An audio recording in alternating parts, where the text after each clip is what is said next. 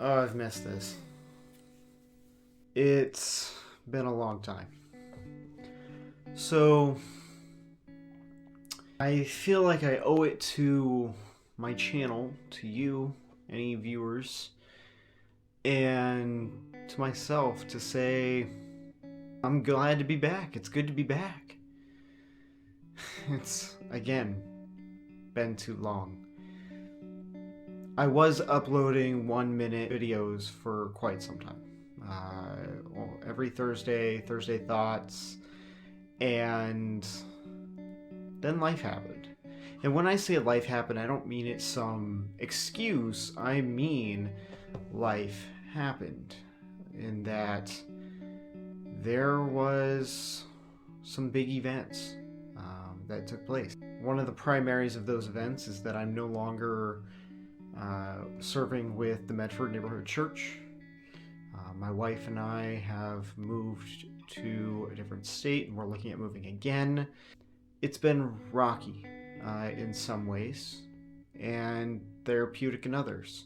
So when I say I've missed this, what I'm really saying is I've missed producing content. I've missed having people to surround myself with. I've missed being able to teach. And I want to say that COVID has something to do with it because, it did take a toll on all of us. And I thought that I would brush it off, my mental health, all that. But I don't think I did. In fact, my seasonal affectiveness disorder is something that I still have to consider daily. And it's not always easy. If you don't know, seasonal affectiveness disorder is sad, for the psychiatrist's way of saying, hey, with seasonal changes, life changes, specifically the weather outside, how much vitamin D you get, all that jazz really comes into play, and you start getting depressed. And so I've wrestled with that for a long time, my whole life. And now I'm in a place where I'm able to say, you know what? I'm taking vitamin D nearly every day. And I'm taking other vitamins. I'm working out a little more. I'm trying to live healthily because I believe that it's my job to be the example, to live the example. I can't call myself pastor if I don't live it, right?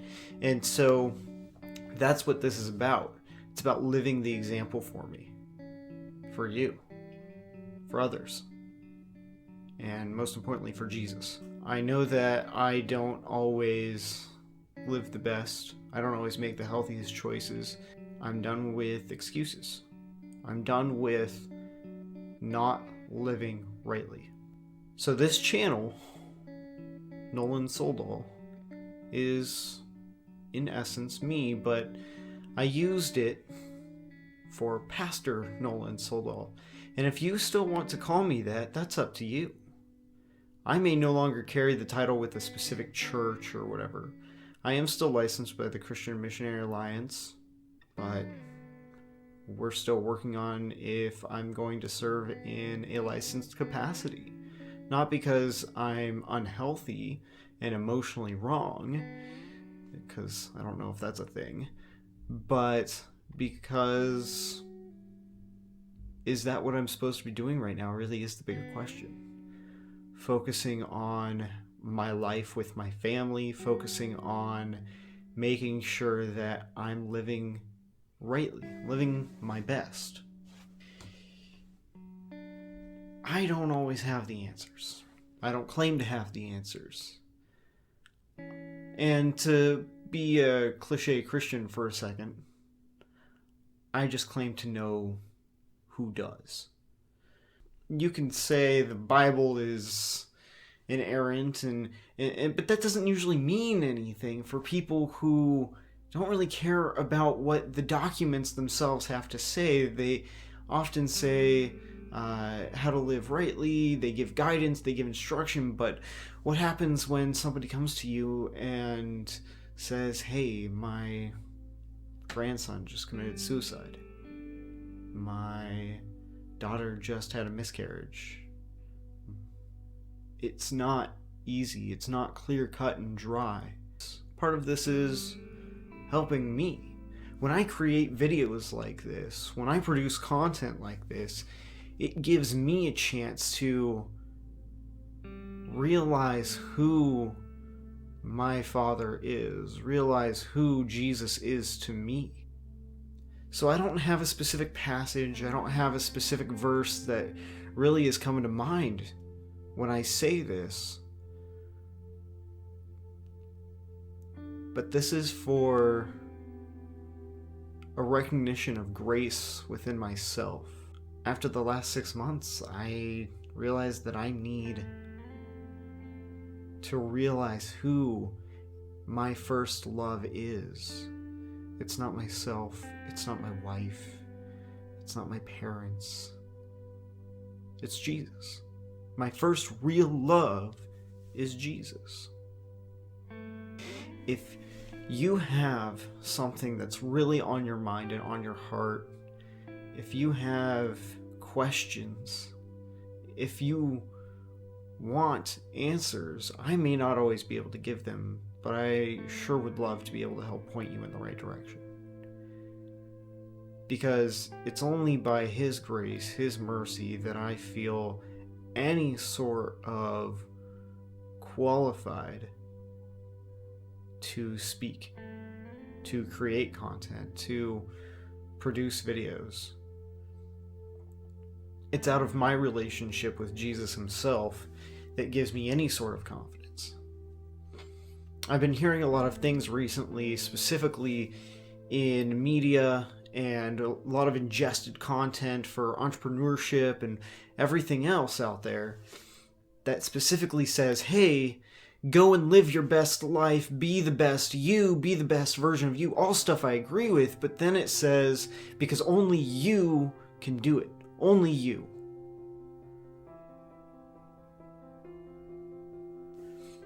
Well, me is broken, me is flawed, me has an ego, me is not the best person on this planet.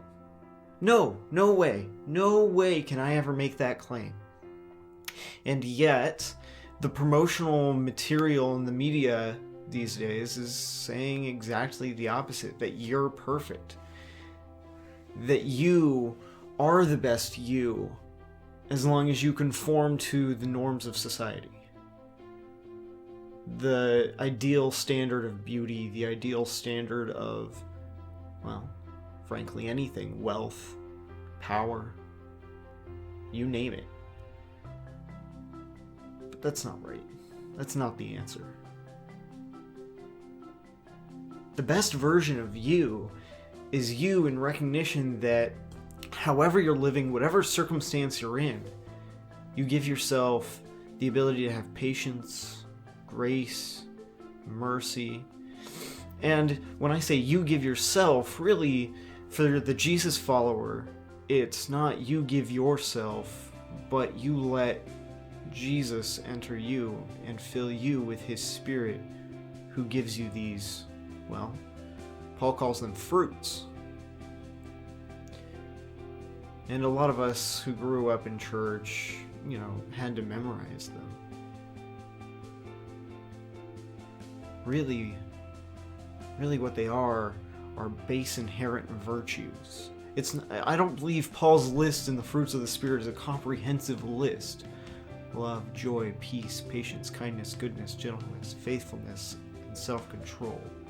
I don't think that's a comprehensive list. Now, it's a great list. It's a great starting point. But a comprehensive list of virtues. What is virtuous? Virtuous living. That's something that you can find synonyms upon synonyms in any language for, including English. My point is to be able to say, I'm hoping to create content again, and I'm desiring to create content again that allows me to live in recognition that I am flawed. I am broken. Life doesn't always go the way we plan, but if we live through it with grace, with mercy, if we live through it with passion, with finding what He wants us to do, not just making money, getting fame, having fortune, but recognizing that even if we don't have those things, we're fine. And if we do have them, we count them as blessings, and we say, thank you, Jesus, because it's only by Him that I would even have these things. Now, there are those that obviously have all those things and yet feel empty. It's about the inherent belief that you have in recognition of who you are in relationship to a creator that's much bigger and much more perfect than you, than I, than us. I'm happy to be back. I'm happy to be creating content. I may not know exactly what I'm going to create. I may not know exactly where I'm going to be led, what direction this is going to go, but I do know that it is by His grace, His mercy, that I even thrive, that I even survive, that I even breathe. He still gives us promises, and when He gives us promises, He says, I'll be with you, I'll never leave you nor forsake you. You are mine. As long as you devote yourself to me, I will love you.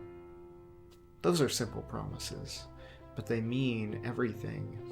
In my midst of being sad and having seasonal affectiveness disorder and getting depressed, especially not being able to see people constantly like the way I want,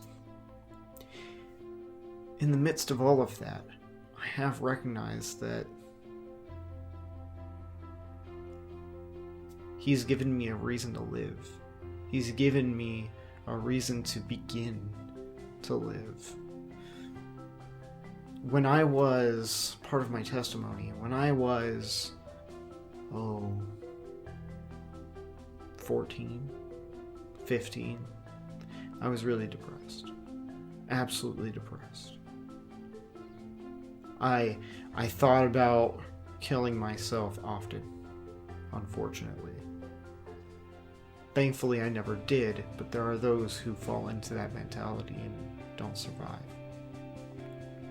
They believe the lies around them, and that triggers a constant effect chemically in the brain that produces the same hormone again and again and again until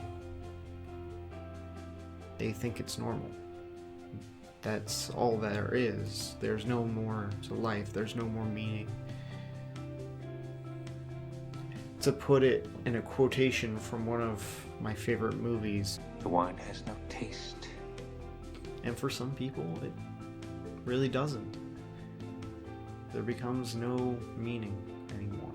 And so, when I was depressed, I was given a new lease on life when I gave my life to Jesus. Because Jesus said, I'll give you purpose. I'll give you meaning. I'll give you fulfillment. All you need to do is follow me and believe in me. I didn't like that answer necessarily, because it meant giving away some freedom. And we love and value our freedom as humans. But freedom in itself is a concept that is flawed. If we truly want what's best for ourselves, we need to be able to say, I don't know what's best for myself at all times. And neither does anybody else. We've got guides, we've got ideas, we've got systems, we've got belief systems, we've got governmental structures, we've got our own little habits that we try to form that are healthy, eating right, exercising, dieting. But that doesn't change who we are inherently. That doesn't affect our soul to its core. It helps, Because the minute I start exercising, eating right, taking vitamins, is the minute that mentally I start to go, oh yeah, I'm feeling good about myself again, get confidence back, and confidence allows me to pursue passions. But if I don't have a drive, if I don't have a passion, if I don't have a goal to work for, then I'm just going to be buff and depressed. I'm going to be healthy and depressed. Which don't always sound like synonyms, but yet we have example upon example of people where you're eating right, you're dieting, you're exercising, but you're not living rightly. You're not living out virtuous qualities. You're not trying to make your life better through fulfillment of helping others truly. Now, I can't say that's the case for everybody there, obviously. But it seems to be a common trend and thought pattern. At the end of the day, all we have is to recognize within ourselves, am I who I know I need to be? And I say this asking myself this. Technically, I'm talking to you as a video, and I'm staring back at myself when I say this. Quite literally. Breaking the fourth wall here. But it's a mirror. Am I who I need to be? Am I who I not just want to be, but need to be? I want to be a lot of things. Rich, powerful, successful, a lot of inherent desires there. And a lot of those definitions I just used are the world's definitions. Successful, meaning really rich, powerful, able to manipulate and control other things. Now, I don't know if it's too much vulnerability in saying sometimes I desire those, but I don't know if there is such a thing as too much vulnerability in the first place. It's my goal with this channel, with being able to create content again, to be able to say, I want you to know, and I want not just you, but me to remember that we are loved. That we are given life, we are given grace, we are given mercy, and we are given them freely. But accepting them, at least for me, isn't always easy. Isn't always able to be lived out in the day-to-day. Thanks for watching. Please, like, comment, subscribe. If something hit you, I'd love to hear about it in this video. Just comment down below. It's going to grow the channel because if you really believe in the ability to talk about this stuff, whether it's on YouTube or just online in general, opening up dialogue again about being human naturally. And I choose to subscribe to a specific faith system, so that's what I'm going to talk about. But really, what I want to focus on is what it means to be human, how we can live that out, and that it's always okay to ask questions. Even if we disagree with each other, we've lost the art of conversation, and I don't want to lose that truly. If you like this content, if you want more, please, really do hit the like button, subscribe, all that jazz.